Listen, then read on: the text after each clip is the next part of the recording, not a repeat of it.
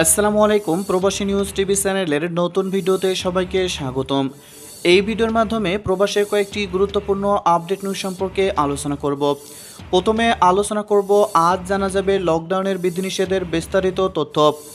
বিস্তারিত আলোচনায় আরও থাকছে বাংলাদেশের সঙ্গে বিমান চলাচল স্থগিত করল তুরস্ক। এদিকে বিদেশগামী কর্মীদের টিকার নিবন্ধন নিয়ে প্রবাসী কল্যাণমন্ত্রী ও আইসিটি প্রতিমন্ত্রীর বৈঠক। বিস্তারিত আলোচনায় আরও থাকছে প্রবাসী কর্মীদের ফাইজারের টিকা দিয়ে কর্মস্থলে পাঠানোর নির্দেশ প্রধানমন্ত্রীর। এদিকে বাংলাদেশ সহ 5 দেশের সাথে 21শে জুলাই পর্যন্ত সংযুক্ত আরব আমিরাতের ফ্লাইট সাসপেন্ড। এদিকে ইতিহাদ এয়ারওয়েজে বাংলাদেশ ফ্লাইট পরিচালনার নিষেধাজ্ঞা। প্রথমে আলোচনা করব আজ জানা যাবে লকডাউনের বিধিনিষেধের বিস্তারিত সম্পর্কে। আগামীকাল 1 জুলাই বৃহস্পতিবার থেকে কোভিড-19 সংক্রমণ রোধে সারা দেশে শুরু হবে সর্বাত্মক লকডাউন। এদিন ভোর 6টা থেকে 7 জুলাই সন্ধ্যা 6টা পর্যন্ত 7 দিনের লকডাউন বাস্তবায়ন করতে আরোপ করা হবে কঠোর বিধিনিষেধ। জরুরি প্রয়োজন ছাড়া ঘরের বাইরে বের হওয়ার উপর থাকছে নিষেধাজ্ঞা, আর লকডাউন অমান্য করলে থাকছে কঠোর শাস্তির ব্যবস্থাও। বৃহস্পতিবার থেকে শুরু হওয়া সর্বাত্মক এই লকডাউনে কী কী বিধিনিষেধ আদেশ নিষেধ থাকছে তা জানা যাবে আজ বুধবার 30শে জুন। সরকারের জনপ্রশাসন মন্ত্রণালয় থেকে লকডাউনের বিধিনিষেধ সম্বলিত প্রজ্ঞাপন জারি করা হবে আজ। জানা গেছে 7 জুলাই পর্যন্ত প্রথম ধাপের এই সর্বাত্মক লকডাউনের সময়সীমা বাড়তে পারে প্রয়োজন অনুসারে, এমনটি জানিয়েছেন মন্ত্রিপরিষদ সচিব। প্রশাসনের উচ্চ মহল থেকে ঘোষণা করা হয়েছে সর্বাত্মক লকডাউনে জরুরি কারণ ছাড়া কেউ ঘরের বাইরে বের হতে পারবে না। এরই মধ্যে মার্কেট, শপিং মল বন্ধ ঘোষণা করা হয়েছে। রাজধানী সহ সারা দেশের গণপরিবহন চলাচলও বন্ধ করে দেওয়া হয়েছে। লকডাউন অমান্য করা হলে কঠোর শাস্তি দেওয়া হবে বলেও বলা হচ্ছে সরকারের পক্ষ থেকে। এছাড়া লকডাউন অমান্য করলে শাস্তি কী, সেই প্রশ্নের উত্তর জানা যাবে জারি করা প্রজ্ঞাপন থেকে। সরকারের পক্ষ থেকে বলা হয়েছে কঠোর এই বিধিনিষেধ বাস্তবায়ন করতে পুলিশ, বিজিবির সঙ্গে মাঠে থাকবে সেনাবাহিনীও। এদিকে বাংলাদেশের সঙ্গে বিমান চলাচল স্থগিত করল তুরস্ক। করোনার নতুন প্রজাতির প্রকোপ নিয়ন্ত্রণে বাংলাদেশ সহ বিশ্বের 6 দেশের সঙ্গে বিমান চলাচল বন্ধ ঘোষণা করেছে ইউরোপীয় দেশ তুরস্ক।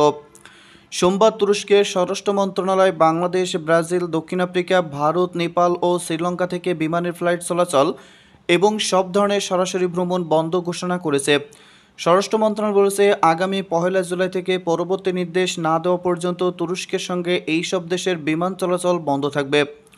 সম্প্রতি বেশ কিছু দেশে করোনা ভাইরাসের নতুন প্রজাতির প্রকোপ বৃদ্ধি পাওয়ায় তুরস্ক সরকার এই সিদ্ধান্ত নিয়েছে বলে জানানো হয়েছে।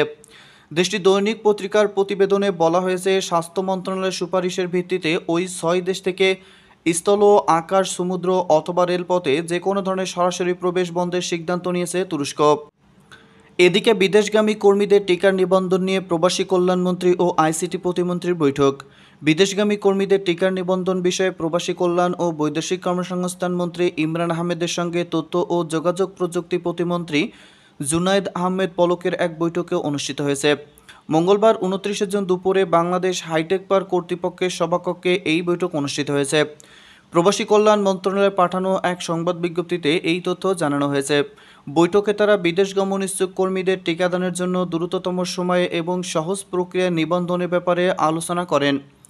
বৈঠকে তারা বলেন, দেশের অর্থনীতিতে প্রবাসী কর্মীদের গুরুত্বপূর্ণ অবদান রয়েছে, কিন্তু কোভিড-19 মহামারী পরিস্থিতিতে প্রবাসী কর্মীরা টিকা গ্রহণ ছাড়া তাদের কর্মস্থলে ফিরে যেতে পারছে না। দেশের উন্নয়ন ও বৈদেশিক আয়ের ধারা অব্যাহত রাখতে তাদেরকে সহজ প্রক্রিয়ায় দ্রুততম সময়ের মধ্যে টিকাদানে কোনো বিকল্প নেই। তারা আরও বলেন, বিদেশ গমন ইচ্ছুক কর্মীদের টিকা প্রদানের বিষয়ে সরকার সর্বাত্মক চেষ্টা করে যাচ্ছে। শীঘ্রই বিদেশগামী কর্মীদের টিকা সংক্রান্ত সমস্যার সমাধান হবে বলে তারা আশা ব্যক্ত করেন। এ সময় বৈঠকে আরও উপস্থিত ছিলেন তথ্য ও যোগাযোগ প্রযুক্তি বিভাগের সিনিয়র সচিব এম জিয়াউল আলম, প্রবাসী কল্যাণ ও বৈদেশিক কর্মসংস্থান সচিব ডক্টর আহমেদ মনিরুস সলেহীন। এদিকে প্রবাসী কর্মীদের ফাইজারের টিকা দিয়ে কর্মস্থলে পাঠানোর নির্দেশ প্রধানমন্ত্রীর। বিদেশগামী কর্মীদের দেশে থাকা ফাইজারের টিকা দিয়ে তাদের গন্তব্যে পাঠানোর নির্দেশনা দিয়েছেন প্রধানমন্ত্রী শেখ হাসিনা। মঙ্গলবার 29শে জুন সংসদ অধিবেশনে এই কথা জানান সরকার প্রধান। প্রধানমন্ত্রী বলেন, দেশে যে পরিমাণ ফাইজারের টিকা রয়েছে সেগুলো বিদেশগামী কর্মীদের দিয়ে তাদের কাজে পাঠানোর নির্দেশনা দেওয়া হয়েছে স্বাস্থ্য অধিদপ্তরকে। এ সময় প্রধানমন্ত্রী শেখ হাসিনা আরও বলেন, কর্মীদের 2 ডোজ করে টিকা দিলে হোটেল কোয়ারেন্টাইনের জন্য হোটেল খরচ লাগবে না।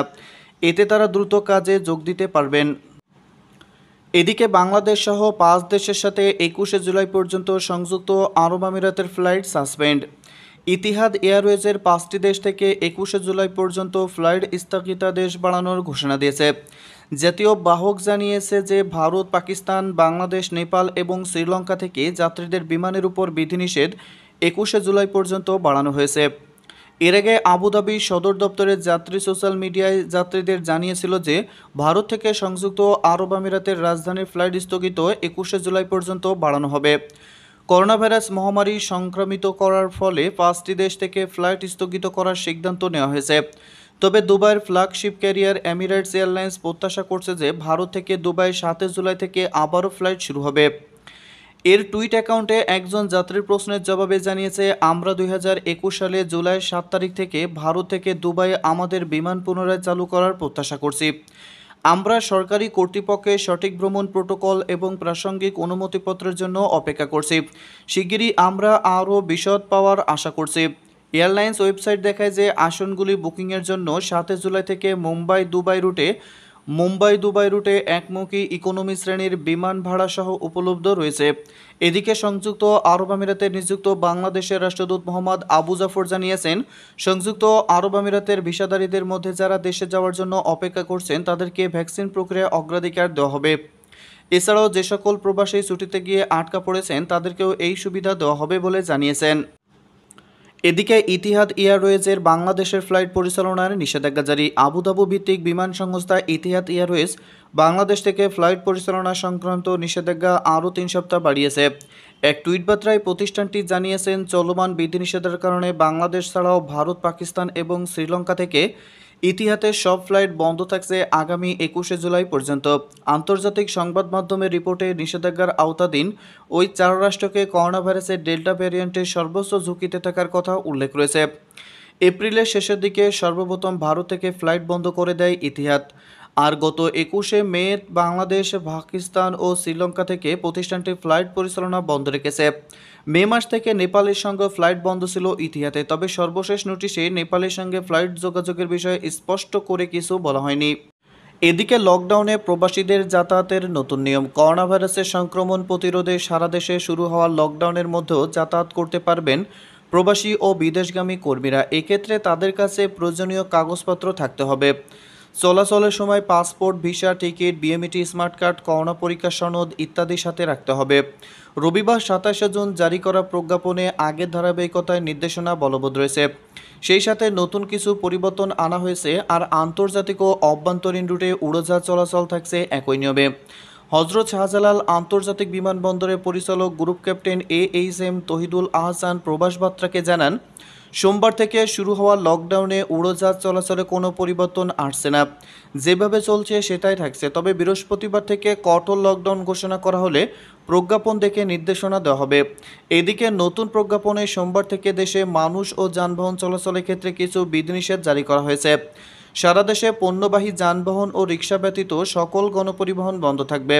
আইন শৃঙ্খলা রক্ষাকারী বাহিনী নিয়মিত টহলের মাধ্যমে বিষয়টি নিশ্চিত করবে। সকল শপিং মল, মার্কেট, দোকানপাট, পর্যটন কেন্দ্র, রিসোর্ট, কমিউনিটি সেন্টার এবং সব ধরনের বিনোদন কেন্দ্র বন্ধ থাকবে। খাবারের দোকান, হোটেলে, রেস্তোরাঁ সকাল 8টা থেকে রাত 8টা পর্যন্ত খোলা থাকবে। এইসব হোটেল, রেস্তোরাঁ শুধুমাত্র খাবার বিক্রয় করতে পারবে। হোটেল, রেস্তোরাঁয় বসে কেউ খেতে পারবেন না। সরকার বেসরকারি সকল অফিস ও প্রতিষ্ঠান শুধুমাত্র প্রয়োজনীয় সংখ্যক উপস্থিতি নিশ্চিত করার জন্য নিজস্ব ব্যবস্থাপনায় লোকজন আনা নেওয়া করতে পারবে।